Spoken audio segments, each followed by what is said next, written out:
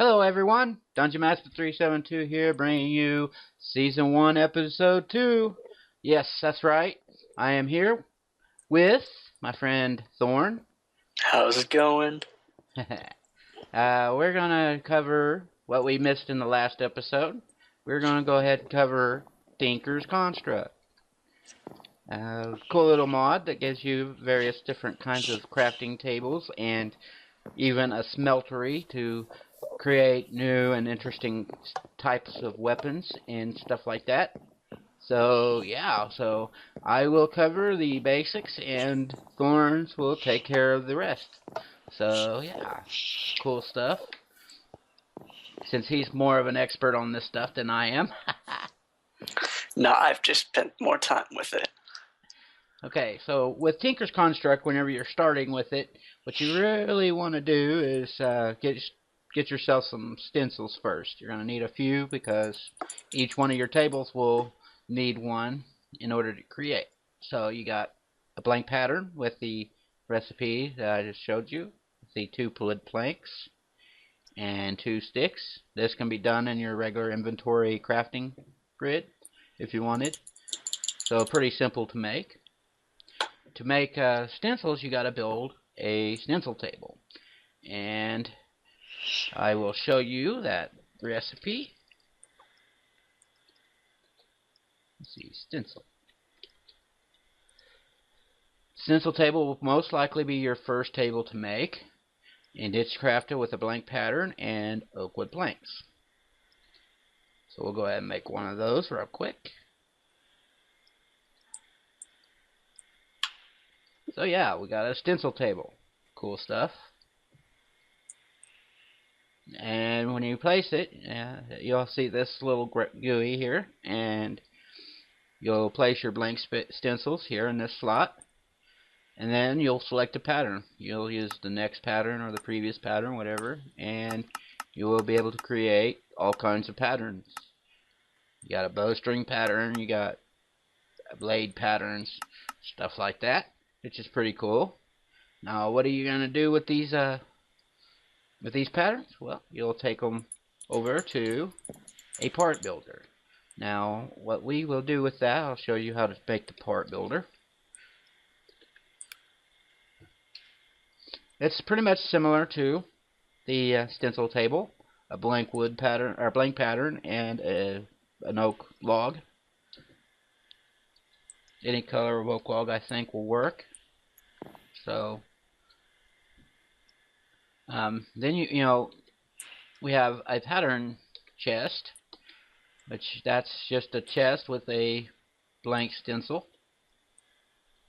Go ahead and show that to you real quick.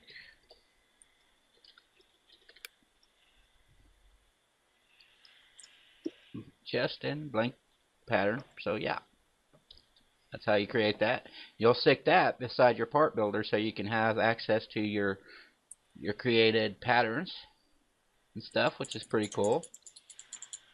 And also, what this table does is it allows you to create parts. So for your individual weapons, I'll just show you, but by using wood. Well, no, I guess I can't make wooden parts. Okay, well, we'll just go ahead and grab some cobble. Let's make some stone parts real quick.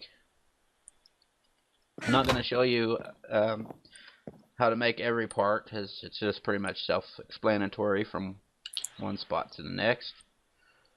Okay, we'll just go ahead and use a pickaxe head. There we go. Got a stone pickaxe. There. So that's pretty much how that works. You cannot do metals anymore in the part builder. You have to use a smeltery for your metal type pickaxes and stuff. Now, the cool thing about Tinker's Construct, it does work. It doesn't create any issues with the vanilla recipes for weapons and tools. However, you cannot use regular weapons that are made out of your crafting in these chests or in these tables, because they just don't work that way. Since they're made differently, they don't work together as far as that. So you can't repair vanilla crafted tools. You have to craft an actual tool for using the tables here in order to repair with the tables. So your next part and thing that you'll need is a tool station, and that's just a crafting table with a wood plank. That's how you would create that. We'll go ahead and show you the recipe on screen here. Let's see.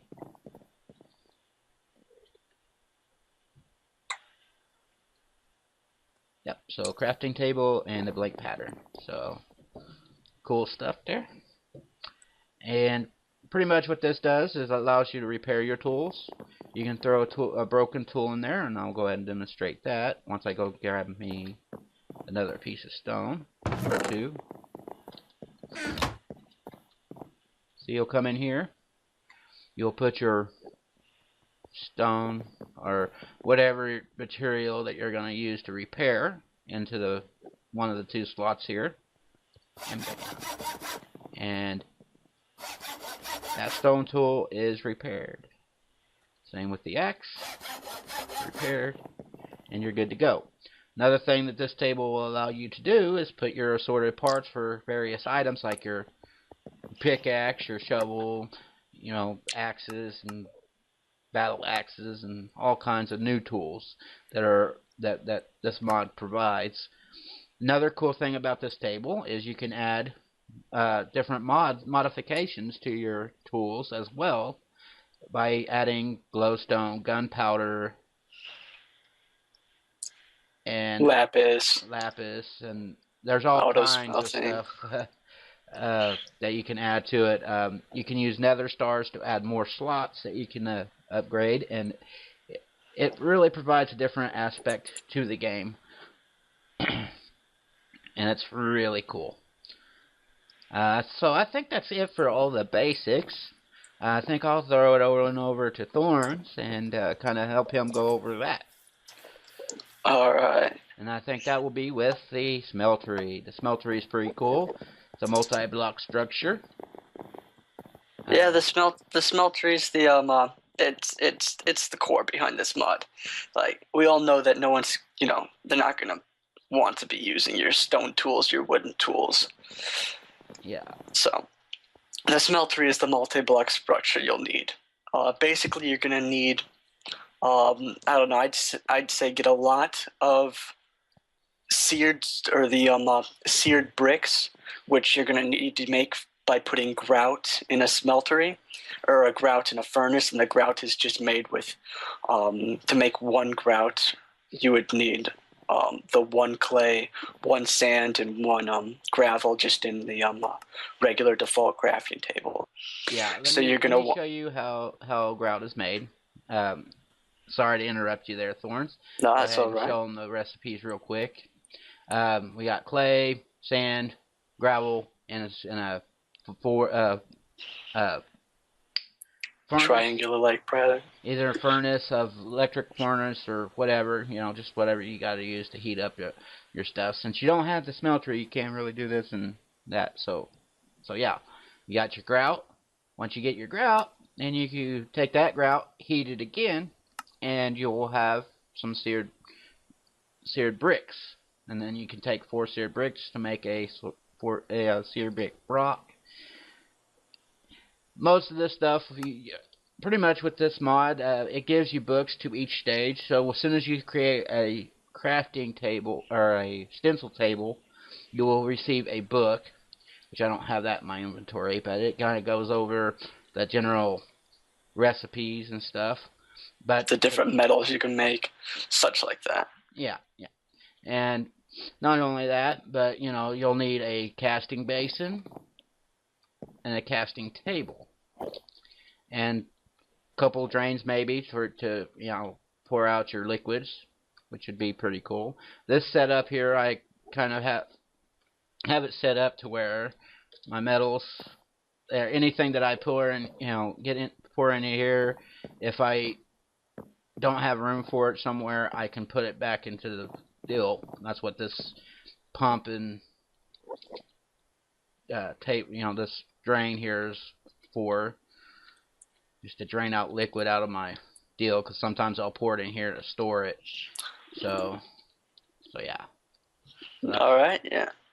So you don't need to. You can basically make the structure with a lot of just regular seared bricks, seared glass, seared windows, or seared tanks, whatever you want, as long as you fit the basic structure, and then you get like some drains put into it. So you want to have a floor of just a regular 3x3 of just the seared bricks, or like I said, seared bricks. Anywhere while you're making this, all seared bricks could be substituted with seared glass or seared windows. So you have the floor, and then you want to surround the floor with another 3 of any of the materials on each side, excluding the corners, because they just aren't needed for the multi-block structure. On the first level here, though, you're going to want to reserve one spot for the smeltery controller. And right next to the smeltery controller, you're going to need to put a seared tank. The seared tank has to be next to the smeltery controller for the actual multi-structure to work. So that's all you need. You really only need the one level, but it's easier if you if you put your drains on a second level. That way you don't have to dig into the ground. You can just have your basin set just At on the regular level. ground. Yep. So all of your drains need to be connected to or you just need to click and put a faucet on the side with the smaller hole. So make sure the smaller hole is facing the outside of the actual structure. And then you can just put your basins or your casting tables on it. Basins just hold the 9 ingots worth of any liquid, so you can use it to like make iron blocks and stuff by just draining 9 ingots into it. And then the table is just for the other certain things, like you can craft ingots, stuff like that. So you would just dump items into the smeltery controller by just clicking on it. And the more levels you add to it, or the higher you make the smeltery, the more inventory space the smeltery controller will have. So to start making your metal tools, you're going to want to fill your tank with lava from just a bucket or a can, or however you get your lava. And then you're going to want to fill the actual smeltery controller with either regular default gold in its ingot, block, or ore form, or there's a new kind of metal that you make called aluminum brass, which I believe is made with 5 aluminum and 3 copper. I'm not entirely sure. So let me see if I can find it in the NEI here. Yeah, see if you can look that up. And basically you would put those in here and wait for it to smelt down, either gold or the materials used to make aluminum brass. And once they're smelted down, you're going to want to put either you're going to want to put a stone version of whatever you want. So earlier Dungeon Master told you how to make stone versions of the tool using the different tables that come with Tinker's Construct. Now once you have that stone, say pickaxe head or shovel head or binding, you're going to want to hold it in your hand and click on the top of the casting table to set it down, and then you'll click on the drain, and it'll drain the molten gold or the molten aluminum brass and fill around your let's just for example say the pickaxe head. That's what Dunge is doing now. I don't know what he's using. I don't know where all my my casts went. That's all right. So that's what you need. And once you have that cast made, you can put it back on the table. And you'll put, well, first you want to make sure you empty out your smeltery of all the aluminum, brass, or gold. You just don't want to mix stuff because you'll never know what comes out of the faucet if you have like lots of different stuff in there. But when you're making like special metals that you have to mix 2 or more together, if you put the right amounts of each metal, it'll automatically mix and like go down to the certain levels needed. So once you have that cast made out of aluminum, brass, or gold, you'll put that on your casting table, and then you'll fill the smeltery with if you want to make obsidian tools, you'd put some obsidian in there. Or if you want to make some iron tools, you'd put iron in there. And then once it smelts down, you'd again click on the faucet, and it would either fill your pickaxe head cast or your tool rod cast or your binding cast, whatever's needed to make the actual item that you're making.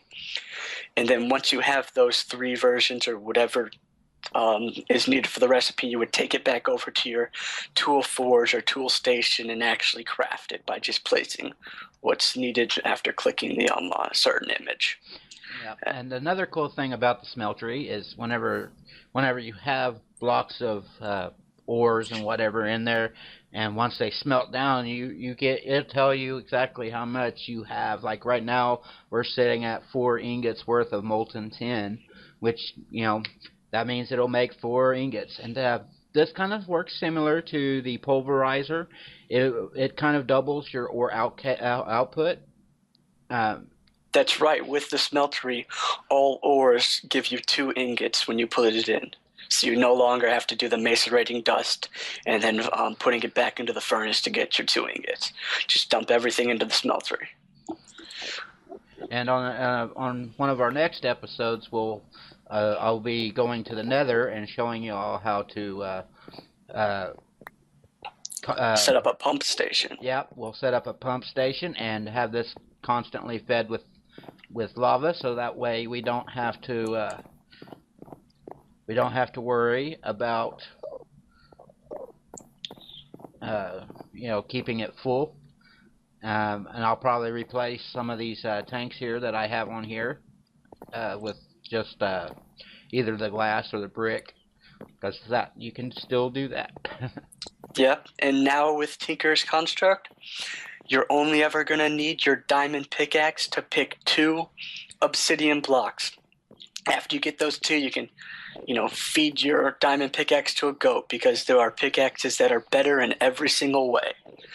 So there are the one item, or the one new metal that Tinker's Construct brings to the game called alumite, or that's at least how I pronounce it, is made by putting 3 tin, 2 iron, or 3 aluminum, 2 iron, and 2 obsidian into your smeltery, and it'll get you alumite. And that alumite you can use to make a pickaxe that's better than diamond, but it's still not the best. But you're going to need that alumite pickaxe when you go into the Nether, because it allows you to pick up the blocks cobalt or ardite, and by putting 2 cobalt and 2 ardite into the smeltery, you will get the best metal in the game, I think. Which is, I can't say it, but it starts with an M. It's a really long word. You'll find a couple of Y's in it.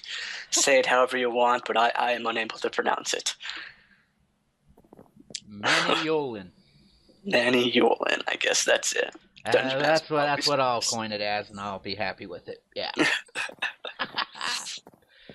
So yeah, pretty cool little mod setup here. I really enjoy it. I already got a manual pick, and we've already made a couple of trips to the Nether. Oh, and just so you know, the book will tell you this, but each item like cobalt or obsidian stuff all have their base perks, so you no longer have to make when you make pickaxes and stuff in this mod, or with this mod, you don't have to make every single piece out of the same material. Like using slime adds like a lot of durability. Cobalt actually has the highest base mining ability. Obsidian and netherrack have stone bound, which means the less durability the item has left, the faster it'll mine stuff. And you got to remember that anything you make with Tinker's Construct never breaks. Like, it'll just go down to 0 durability, and then all you will have to do is put it back into your tool forge, your tool station, with more of whatever was used to create it. Yeah, and so I'm gonna have to go back to using my iron pick, because I don't have any more of that cobalt stuff. So yeah, I skipped it. It's hard for me to pronounce too. Because I don't think that I'm even pronouncing it correctly. I don't know. It's like, what is it? Manulin? Yeah, Manulin? I don't know. that's what it. If it sounds strange in French, it's probably right. Yeah, it sounds foreign. That's for sure. Call it Though, French or Aramaic. It's all the same to me. It's all Greek. So, with that being said, I want to kind of cover some of the new additions. You can see that I've already made a couple of treks out to the Twilight Forest. Got some fireflies kind of helping me illuminate the place and give it a festive look. yeah, you got a bit happy with the placement on your fireflies there, don't you? Yeah. Oh Got yeah, them all over the I kind of place. like these bugs. These bugs don't hurt nothing. Now, if they start eating my crops, I'm gonna be mad. No, but I think they eat all the mosquitoes, so Yeah, you're good for that. yeah. And then I've got some trophies. We fought a couple of Nagas and some Urghasts yesterday. Thorns was taking me through there, and we had an interesting time. Those Bit of fun. Minotaurs were crazy. They did not seem to like you, Dunge. I don't know what you did, but you were not their biggest fan. Yeah, I know. It's hard being me.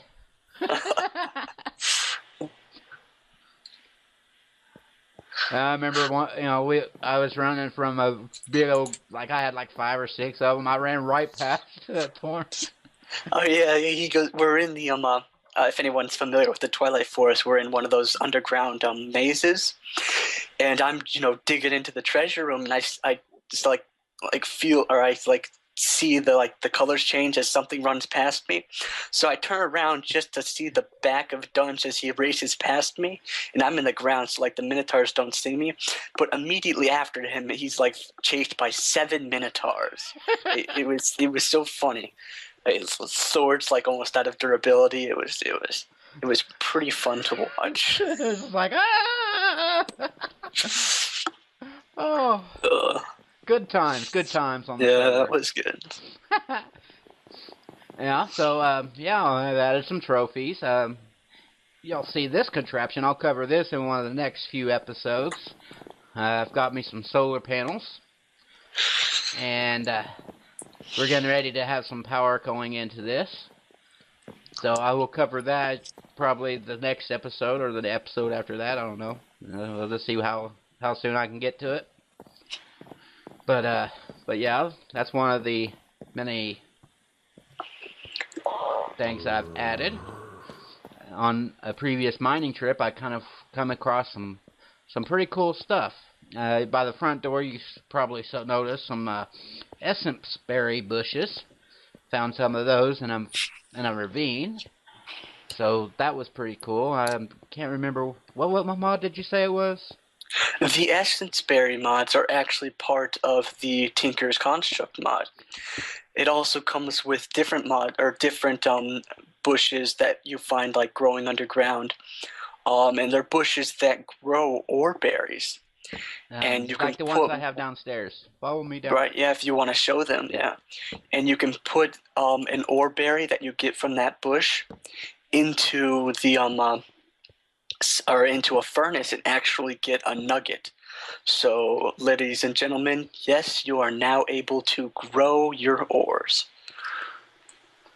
And just a little FYI, if you get too close to these things, they're just like thorn bushes. They will stab you. They can be a thorn in the side. Especially if you have too many in one small space. Which I did find out whenever I first planted this room here. I think everyone makes that mistake, Dunge. I think so too. But yeah, so I need to mine this because I'm going to need some of this for our next episode. And I'm probably going to be going out mining between this episode and next because we need some more resources. I'm trying to get some more solar panels, and so that's probably going to be the next episode. It is going to cover the solar panels and some other stuff. different forms of energy generation. Yep. I will also cover Buildcraft, and because I think solar panels are from Industrial craft. Yeah, industrial craft. So, okay, cool. And everything has been mined. So we're going to close out. And another thing about ore berries is the actual ores, like the copper and brass, aluminum and all that good stuff, the iron and gold, they have to be planted in somewhere where it's totally dark and on stone or bedrock, from what I understand. So. Oh, yep, that's a good point to bring across. Yeah, the ore berries, except there seems to be some confusion with the essence berry bush, but all of the ore berries need to be grown in almost complete darkness and can only be planted on stone. I'm fairly certain the essence berries still can only be planted on stone, but it seems to sometimes be able to grow in sunlight. Yeah, so, I've gotten mine upstairs to grow in sunlight and on dirt, so I don't know. Probably. Well, you're just breaking the game over there, Dunge, aren't you? Probably. I've been known to tear up a few games in my day. Mario 3 was always an all-time favorite. But we don't know for sure if it actually happens all the time because we are on this server playing with biome enhancement mods like Biomes of Plenty. So they changed the different kinds of grasses. So the grass we're currently on is long grass. It's not the default grass. So it might allow the ore berries, the essence berry to grow because it's not reading it as the default grass. But that just might be one way, or it might just be able to grow in daylight. So, experiment if you want, or test your own theories. Yeah. So, cool stuff. Awesome. So, yeah, I think that's about it for this episode. Please check out the links I have in the description below. I have a Twitter account now. You can check that out. Thanks again, Thorns, for helping me out with this video. No problem. And yeah, please feel free to check out our server. That IP address will also be in the description below. So come and check us out. Awesome. This is Dungeon Master 372 with Dunge Gaming, and we are out. Have a good one. See you later.